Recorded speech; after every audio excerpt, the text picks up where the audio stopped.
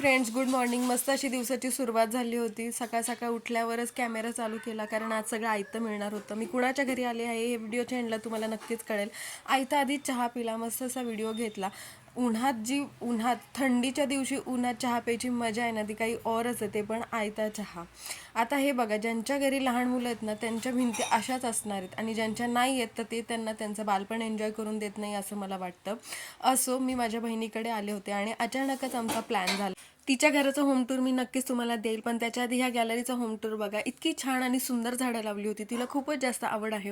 आता ही झाडं कुठली आहेत हे मलाही नक्की माहीत नाही. जी माहिती आहेत ती दाखवते. मस्त असं गुलाबाचं फूल आलं होतं, टम्म फुगलं होतं, 2 गुलाबाची फुलं होती.